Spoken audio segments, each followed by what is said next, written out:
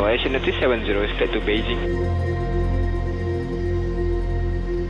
It's 12:26 a.m. at Kuala Lumpur International Airport, Saturday, March the 8th. Takeoff, Malaysian 370, good morning. 21, requesting push and start.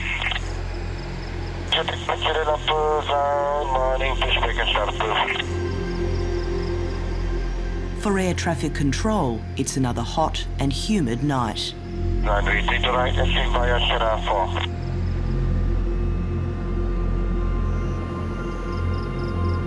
4. Approaching 3, 2, right.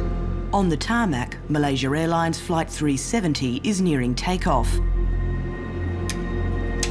Piloting the plane is 53-year-old Captain Zahari Ahmed Shah.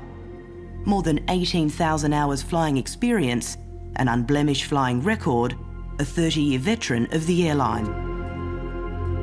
Zahari was an invisible pilot. Now, all pilots in the airline like to be invisible, meaning bosses don't know about them, meaning they just go, do their work well, pass all their exams. Inside the cockpit, seated to Captain Zahari's right, is 27-year-old Farik Abdul Hamid. Radioing air traffic control, it's his first stint co-piloting a Boeing 777 aircraft without a Czech co-pilot supervising. Line up 32, right Alpha 10, MH370. It sounds quite normal. Tends to be, radio communications can be quite relaxed. You know, there is a protocol, but it can be quite relaxed, particularly when things are going normally.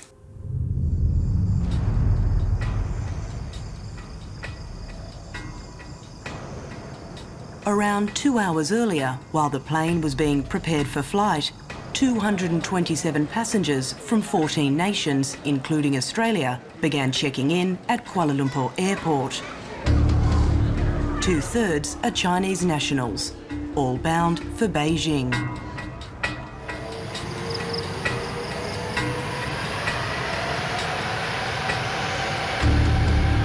At 12:41 a.m, MH370 is ready to fly. 370, 3 to right of takeoff. Flying conditions are almost perfect. Minimal wind and cloud forecast for the 6-hour flight.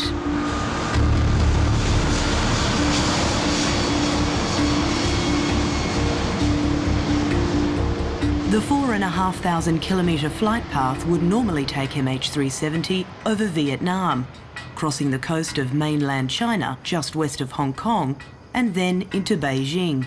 An easy trip for the Boeing 777 plane, which had passed its maintenance check just 12 days earlier. The 777, how would you describe its safety record? Safety record has been exemplary for a modern jet airliner. The 777, you know, you can't get lost even if you tried. It is that good. It's a very, very good aeroplane. Malaysian 370, climb flight level 350.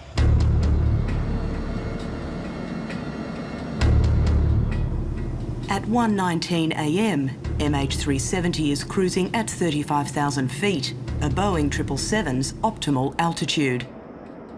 As it approaches Vietnam's airspace, exiting Malaysia's, controllers direct the pilot to make the routine switch to air traffic control in Ho Chi Minh City. Malaysian 370, contact Ho Chi Minh 120.9, good night.